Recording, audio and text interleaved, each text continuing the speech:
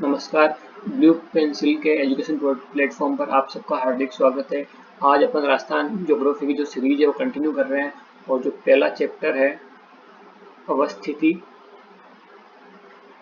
एवं विस्तार, उसके बारे में अपन डिस्कस करेंगे।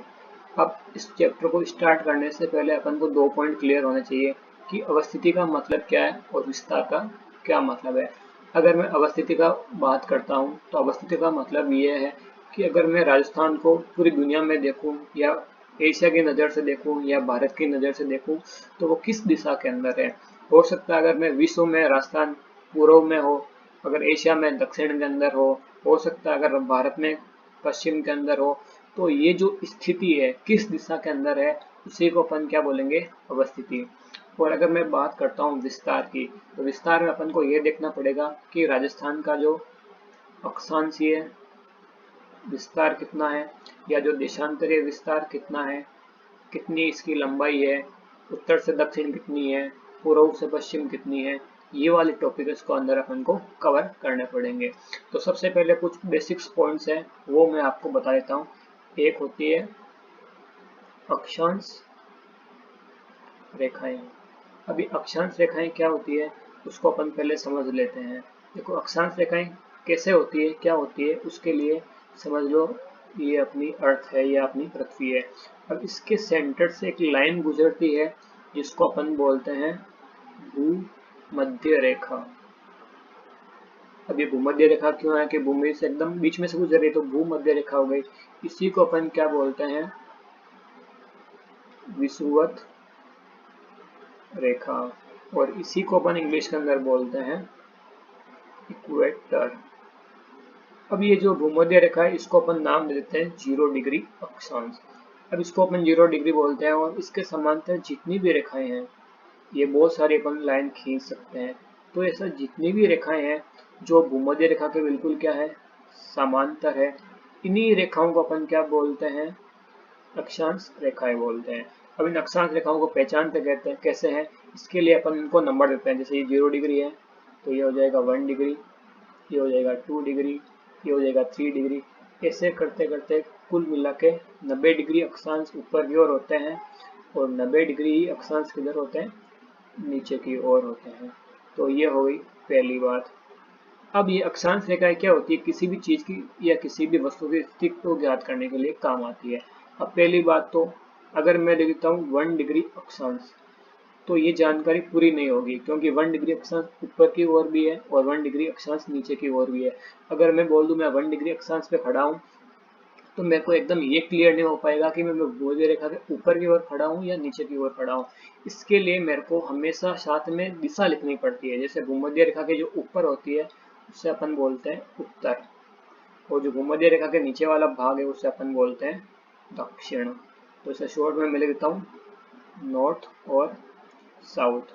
तो जब भी अक्षांश लिखे जाते हैं तो उनके साथ या तो नॉर्थ लिखा होगा या फिर हमेशा लिखा होगा साउथ, यानी या तो उत्तर लिखा होगा या दक्षिण लिखा होगा। जैसे मैं लिख देता हूँ 1 डिग्री नॉर्थ, इसका मतलब वो इस वाली लाइन के ऊपर खड़ा है। अगर मैं ऐसे लिख दूंगा 1 डिग्री साउथ तो वो यह वाली रेखा पे खड़ा होगा। इसका मतलब क्या है, जब भी अक्षांश रेखाएं लिखी होगी तो उसके साथ अपन को या तो क्या लिखना पड़ेगा, उत्तर लिखना पड़ेगा या फिर दक्षिण लिखना पड़ेगा, ताकि अपन एग्जैक्ट उसकी लोकेशन क्या है, एग्जैक्ट इसकी स्थिति क्या है उसके बारे में अपन पता लगा पाए। तो ये हो गई अक्षांश रेखाओं की बात। अब इनकी संख्या कितनी होती है, ऊपर 90 डिग्री 90 डिग्री 180 होती है, 187 होती है, वो अपन जब भी बेसिक फंडामेंटल कवर करेंगे उसमें अपन सारा कवर कर लेंगे। दूसरा जो रेखाएं होती है वो होती है देशांतर रेखाएं। अब ये देशांतर रेखाएं क्या होती है वो भी अपन देख लेते हैं। अगर मैं बात करता हूँ देशांतर रेखाओं की तो देखो यही अपनी वापस अर्थ है। अब इसके बीच से जो खड़ी रेखा पास हो रही है जो लंबवत है भूमध्य रेखा के, उसको मैं बोलता हूँ ग्रीनविच रेखा, या फिर इसको अपन बोलते हैं 0 डिग्री देशांतर। अब 0 डिग्री देशांतर के इधर भी कुछ लाइनें होगी जैसे ये वाली है, ये वाली है, ये वाली है, और इधर भी कुछ क्या होगी, बहुत सारी ऐसे लाइनें होगी जो ग्रीनविच रेखा के क्या होगी, समांतर। तो ये जो समांतर रेखाएं हैं ग्रीनविच रेखा के, इन्हें अपन क्या बोलते हैं, देशांतर रेखाएं बोलते हैं। अब जिस प्रकार से अक्षांश रेखाओं को भी नंबरिंग कर रखी होती है, इसे नंबर बता रखा होगा, इनको भी नंबर लगा रखे होते हैं, 1 डिग्री अक्षांतर, 2 डिग्री देशांतर, 3 डिग्री, ऐसे करके 180 डिग्री तक होती है इधर की तरफ, और वैसे ही 180 डिग्री दूसरी तरफ भी होती है।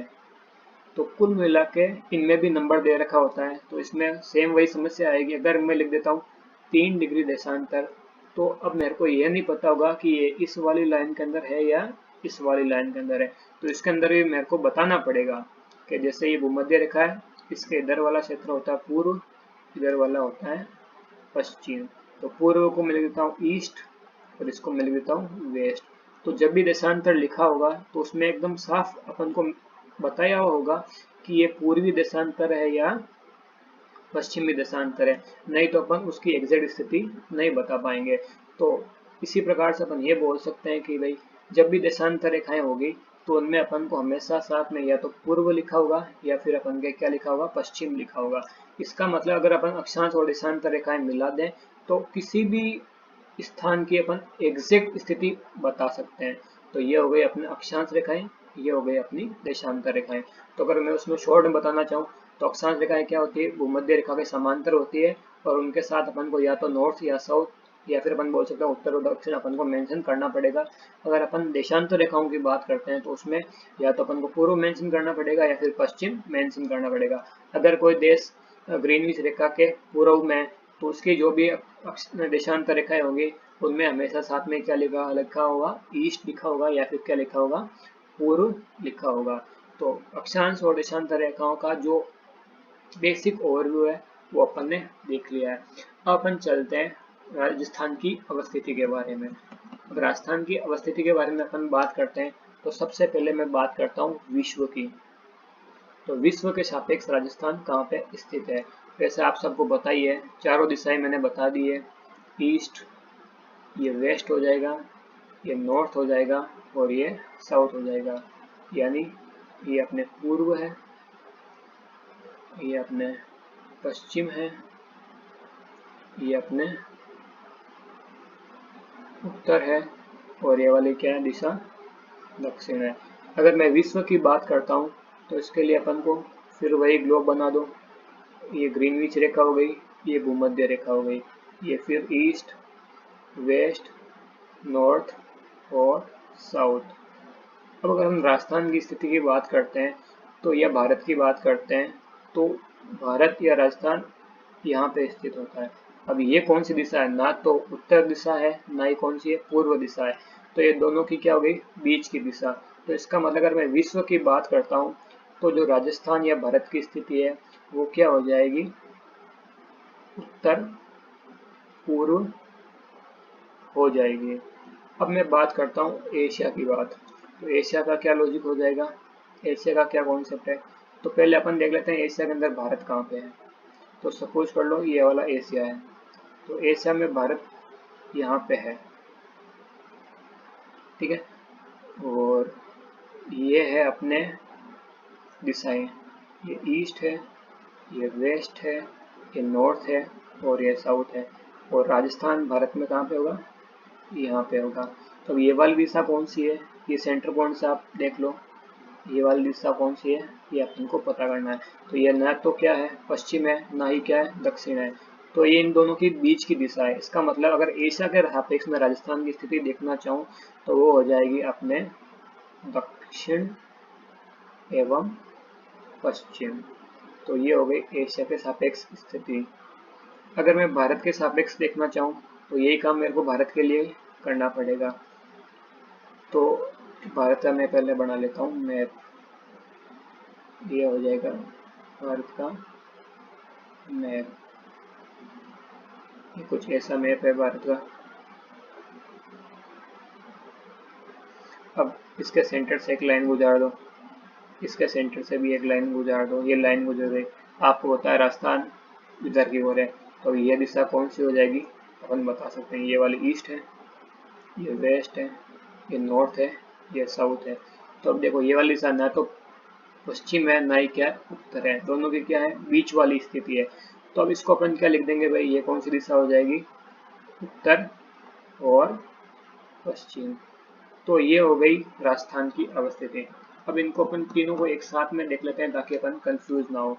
तो अपन एक साथ में अगर देखना चाहें तो इसको कैसे देख लेंगे, इसको मैं लिख देता हूँ पूर्व, इसको मैं लिख देता हूँ पश्चिम, इसको मैं लिख देता हूँ उत्तर और इसको मैं लिख देता हूँ दक्षिण। ईस्ट, ये वेस्ट हो जाएगा, ये नॉर्थ हो जाएगा और ये क्या हो जाएगा अपने साउथ। अगर मैं विश्व के सापेक्ष देखता हूँ तो कौन सी दिशा, उत्तर और पूर्व, ये हो गई उत्तर और पूर्व। तो विश्व के सापेक्ष राजस्थान की दिशा ये वाली है, तो मैं इसको लिख देता हूँ विश्व के सापेक्ष। अगर मैं बात करता हूँ एशिया के सापेक्ष तो क्या हो जाएगी, दक्षिण और पश्चिम, ये दक्षिण दिशा ये पश्चिम दिशा, तो ये हो जाएगी अपने एशिया के सापेक्ष। अपन देखते हैं भारत के सापेक्ष कौन सी है, तो कौन सी हो जाएगी, उत्तर और पश्चिम। ये हो गया उत्तर, ये हो गया पश्चिम, तो ये वाली दिशा कौन सी हो जाएगी, भारत के सापेक्ष हो जाएगी। अब अपन केवल इसी को याद रख के बहुत इजीली बता सकते हैं इस वाले ये ग्राफ को बता के कि विश्व के सापेक्ष अगर पूछ ले राजस्थान की स्थिति क्या हो जाएगी, तो उत्तर पूर्व हो जाएगी। अगर भारत के सापेक्ष पूछ ले तो उत्तर पश्चिम हो जाएगी, और अगर एशिया के सापेक्ष पूछ ले तो अपने हो जाएगी दक्षिण और पश्चिम दिशा। तो ये राजस्थान की जो अवस्थिति विस्तार है वो लगभग सारा कवर हो गया है। देखो कुछ दिशाएं होती है, उनके नाम भी मैं बता देता हूँ आपको। जैसे पूर्व, ये हो जाएगी पश्चिम, ये हो जाएगी उत्तर, ये हो जाएगी दक्षिण। कई बार ऐसा पूछ लिया जाता है, जैसे उत्तर पूर्व दिशा है, इसका एक नाम पर्टिकुलर है, इसका जो पर्टिकुलर नाम उसे अपन क्या बोलते हैं, इस वाली दिशा का भी एक पर्टिकुलर नाम है, जो बीच वाली दिशा है इन सब के पर्टिकुलर नाम है। अब इन नाम को अपन क्या बोलते हैं वो मैं बताता हूँ। जो ये उत्तर और पूर्व के बीच वाली दिशा है इसको अपन बोलते हैं ईशान कोण।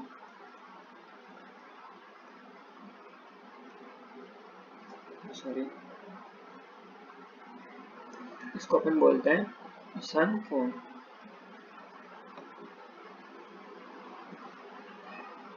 अब देखो ये हो गया ईशान कोण। उसके बाद अगर अपन ये वाली जो दिशा पश्चिम और दक्षिण के बीच है इससे अपन बोलते हैं नैऋत्य कोण। और जो ये पश्चिम और उत्तर के बीच की दिशा है इसको अपन क्या बोलते हैं, वायवीय कोण। और इस दिशा को अपन बोलते हैं अग्नि कोण कहते हैं। तो अपन को ऐसे ही बोल सकते हैं राजस्थान विश्व की दृष्टि से कौन सा कोण में है, तो क्या हो जाएगा, ये वाली दिशा कौन सी, उत्तर पश्चिम है। उत्तर पश्चिम दिशा को अपन क्या बोलते हैं, ईशान कोण भी बोलते हैं। तो ये सारे पॉइंट 1 बाय 1 अपन को ध्यान रखना है। तो ये अपनी हो गई राजस्थान की अवस्थिति। तो अपन बात करते हैं राजस्थान के विस्तार के बारे में। तो अपन राजस्थान के विस्तार के बारे में बात करते हैं। तो ये अपना हो गया राजस्थान। अब राजस्थान का अपन को लिखना पड़ेगा अक्षांश कितना है और देशांतर कितना है। तो देखो ये वाला एक पॉइंट हो जाएगा, ये वाला क्या हो जाएगा दूसरा पॉइंट। ये देखो सारी खड़ी लाइनों की बात कर रहा हूँ, तो ये क्या हो जाएगा देशांतरीय विस्तार की अभी मैं बात कर रहा हूँ। तो देखो ये वाला जो देशांतर है जो राजस्थान के इस कोने में, इसका मान है 69 डिग्री 30 मिनट, और ये वाला जो पॉइंट है वो है 78 डिग्री 17। अब देखो देशांतर है और मैंने वर्ल्ड दुनिया की स्थिति में बताया था राजस्थान किधर है, इस वाले में। तो इधर कौन सा हो जाएगा, पूर्व हो जाएगा और उत्तर हो जाएगा। देशांतर के साथ अपन क्या लिखेंगे, या तो पूर्व लिखेंगे या फिर क्या लिखेंगे पश्चिम लिखेंगे। तो राजस्थान किस तरफ है, पूर्व की तरफ है, तो मैं यहाँ पे क्या लिखूंगा, इसके साथ में अपन को क्या लिखना पड़ेगा, ईस्ट लिखना पड़ेगा। इसका मतलब जो राजस्थान का देशांतरीय विस्तार है वो कितना है, 69 डिग्री 30 मिनट से लेकर 78 डिग्री 17 मिनट। तो देखो डिग्री को अपन लिखते हैं ऐसे, और उसके बाद डिग्री के जो छोटे वाले भाग होते हैं उनको बोलते हैं अपन मिनट। एक डिग्री के अंदर करीबन 60 मिनट होते हैं। तो अपन ऐसे बोल सकते हैं राजस्थान का जो देशांतरीय विस्तार है 60 डिग्री से लेकर 78 डिग्री 17 मिनट तक है। तो ये तो हो गई देशांतरीय विस्तार की बात। अब अपन बात करते हैं अक्षांशीय विस्तार क्या है। तो देखो ये वाला पॉइंट हो गया और ये वाला पॉइंट हो गया। अब इनका कितना मान है वो मैं बता देता हूँ। इसका मान है 23 डिग्री 03 मिनट से लेकर इसका मान है 30 डिग्री 12 मिनट तक। अब ये कौन है? अक्षांश है। तो अक्षांश के साथ या तो क्या आएगा, उत्तर आएगा, या फिर क्या आएगा, दक्षिण आएगा। अब मैंने बताया था राजस्थान कौन सी दिशा में है, उत्तर पूर्व में, विश्व में। तो इसके साथ अपन को क्या लिखना पड़ेगा, उत्तर लिखना पड़ेगा। उत्तर को मैं क्या लिख दूंगा, नॉर्थ लिख दूंगा। यहाँ पे मैं क्या लिख दूंगा, नॉर्थ लिख दूंगा। तो ये राजस्थान के बेसिक 4 पॉइंट हो गए कि राजस्थान के जो किनारे वाले पॉइंट है उनके अक्षांशीय और देशांतरीय विस्तार कितने हैं। तो अगर मैं देशांतरीय विस्तार की बात करूंगा तो सिंपल सा क्या हो जाएगा, 69, 30 से 78, 17। और जो अक्षांशीय विस्तार है वो कितना हो जाएगा, 30 डिग्री 03 मिनट से अपने 30 डिग्री 12 मिनट उत्तर। ठीक है, तो ये बेसिक चीज हो गई। अब अपन देखते हैं देशांतरीय विस्तार का अंतर कितना है, मतलब यहाँ से यहाँ तक जाते हैं तो कितने डिग्री देशांतर का फर्क आता है, यहाँ से यहाँ तक जाते हैं तो कितने डिग्री अक्षांश का फर्क आता है। तो अगर मैं बोलता हूँ देशांतरीय विस्तार, तो इसमें से अपन ये वाला घटा देंगे तो फिर कितना बच जाएगा, 8 डिग्री 47 मिनट हो जाएगा देशांतरीय विस्तार।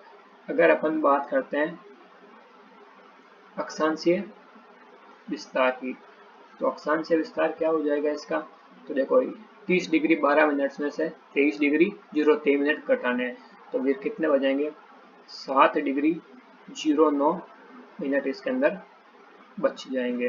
तो ये हो जाएगा देशांतरीय विस्तार, ये हो जाएगा अक्षांशीय विस्तार। अपन चाहे तो इसको अंदर यहाँ से इनको मेंशन भी कर सकते हैं यहाँ पे। तो ये कितना हो जाएगा, 8 डिग्री 47 मिनट, और जो ये वाला डिफरेंस है, ये वाला जो अंतर है इन दोनों अक्षांशों के, वो कितना हो जाएगा, 7 डिग्री 09 मिनट हो जाएगा। तो ये हो गया इनका अक्षांशीय विस्तार और देशांतरीय विस्तार। तो एक तो पॉइंट अपन को ये वाला कवर करना था। अब एक बहुत इंपॉर्टेंट पॉइंट है वो भी मैं आपको बता देता हूँ। उसमें क्या होता है, जब भी अपन 1 डिग्री देशांतर इधर की ओर जाते हैं तो अपने नॉर्मली क्या होता है, 4 मिनट का अंतर आ जाता है। तो इसका मतलब अगर मैं यहाँ से यहाँ पे जाऊंगा, मतलब जैसलमेर से धौलपुर की तरफ जाऊंगा, तो मेरे को कितना डिग्री टाइम का अंतर आ जाएगा। तो सिंपल सा है, ये 8 डिग्री 47 मिनट को 4 मिनट से गुणा कर देंगे तो एग्जैक्ट 35 मिनट का अंतर आ जाएगा। तो इसका मतलब यहाँ पे कोई घड़ी है, अगर वो सही समय, अगर टाइम जोन नहीं बता दी, टाइम जोन के हिसाब से सेट नहीं है, तो इस वाली घड़ी और इस वाली घड़ी में कितना डिफरेंस हो जाएगा, 35 मिनट का फर्क हो जाएगा। तो ये तो सबसे पहले पॉइंट हो गया कि अक्षांश और देशांतरीय विस्तार कितना है। अब अपन देखते हैं अक्षांश अपने राजस्थान की लंबाई कितनी है, उत्तर से दक्षिण कितनी है, दक्षिण से जो भी पूर्व से पश्चिम है वो वाली लंबाई कितनी है, तो वो अपन देख लेते हैं।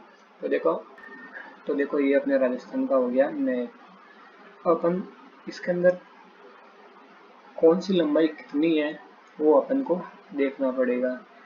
जैसे अपन बात करते हैं, ये अपने क्या हो गया, पूर्व हो गया, ये अपने क्या हो गया, पश्चिम हो गया, ये अपने क्या हो गया, उत्तर हो गया, ये वाली दिशा कौन सी हो गई, दक्षिण दिशा हो गई। अब इसके अंदर अपन को ये वाली लंबाई कितनी है और ये वाली लंबाई कितनी है ये अपन को बताना पड़ेगा। तो देखो ये वाली लंबाई को अपन बोल देंगे पूर्व से पश्चिम की लंबाई, उससे अपन क्या बोल देंगे, उत्तर से दक्षिण की लंबाई। अब चाहे पूर्व से पश्चिम की लंबाई निकालनी हो या उत्तर से दक्षिण की लंबाई निकालनी हो, दोनों में एक चीज फिक्स आएगी, वो होगा 8। अगर मैं 8 के साइड 69 लिख दूंगा या 69 लिख दूंगा तब तो ये आ जाएगी पूर्व से पश्चिम की लंबाई। अगर 8 के साथ में 26 लिख दूंगा तो ये हो जाएगी उत्तर से दक्षिण की लंबाई। तो 869 किलोमीटर तो हो जाएगी पूर्व से पश्चिम की लंबाई, और 826 किलोमीटर हो जाएगी उत्तर से दक्षिण की लंबाई। वैसे आजकल इतने सरल सवाल पूछे नहीं जाते हैं, नॉर्मली ऐसे सिंपल सा कई बार पूछ लेते हैं, उनका मन होता है कि भाई राजस्थान के जो पूर्व से पश्चिम की लंबाई है उत्तर से दक्षिण की लंबाई के बीच का अंतर कितना है, तो वो अपन को याद रखने की जरूरत नहीं है कि कितनी होती है, अपन चाहे तो डायरेक्ट खुद भी निकाल सकते हैं। जैसे ये हो गई पूर्व से पश्चिम की लंबाई, ये हो जाएगी अपने उत्तर से दक्षिण की लंबाई, तो डायरेक्ट घटा दो तो कितना हो जाएगा, 43 किलोमीटर। तो ये कई बार अपन को डायरेक्ट पूछ लेते हैं। कई बार अगर अपन को जैसे ऑप्शन के अंदर सवाल दे, स्टेटमेंट दे दे, कथन दे दे कि राजस्थान के पूर्व से पश्चिम की लंबाई उत्तर से दक्षिण की लंबाई से अधिक होती है, तो ऐसे सवाल थोड़े करने लायक होते हैं। तो ये लंबाई का पूरा खेल हो गया। उसके बाद अपन देखते हैं, और अपन अब देखते हैं राजस्थान के जो चारों कोनों के गांव हैं वो कौन से हैं। अगर मैं बात करता हूँ तो ये राजस्थान का मैप हो गया, ये राजस्थान का मैप। अब ये दिशा कौन सी हो गई, पूर्व, ये दिशा हो गई पश्चिम, ये वाली दिशा हो गई उत्तर, ये वाली दिशा हो गई दक्षिण। अब मेरे को सबसे पूर्वी गांव कौन सा है, सबसे पश्चिमी गांव कौन सा है, सबसे उत्तर वाला गांव कौन सा है, और सबसे दक्षिण वाला गांव कौन सा है, ये मेरे को पता करना है।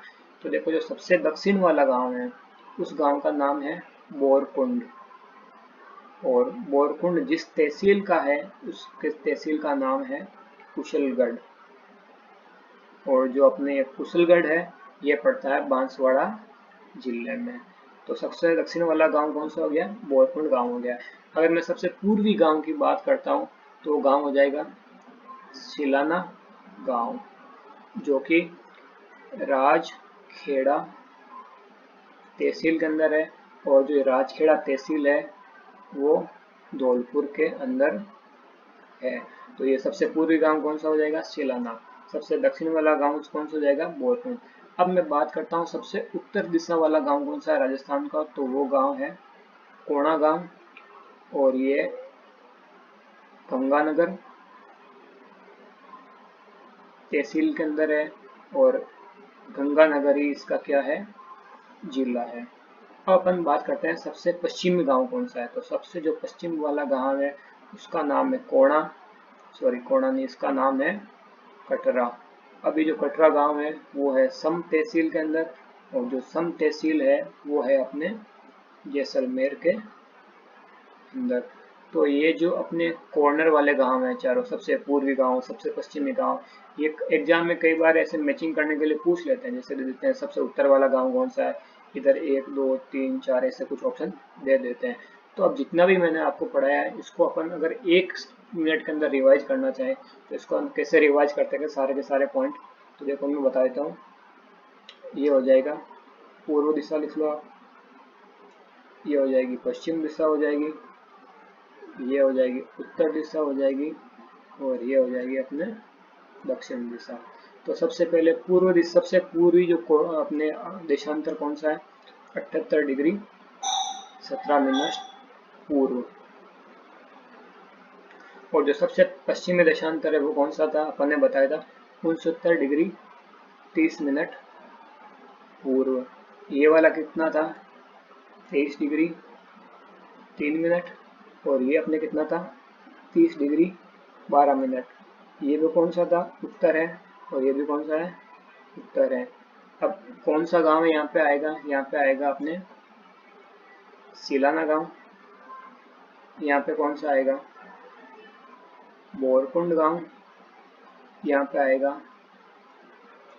कोणा गांव, और यहाँ पे कौन सा आ जाएगा, अपने आ जाएगा कटरा गांव। कटरा सम जैसलमेर, ये हो गया। बोरकुंड, कुशलगढ़, बांसवाड़ा, ये यहाँ पे हो गए तीनों नाम। अगर मैं बात करता हूँ सिलाना, तो सिलाना हो जाएगा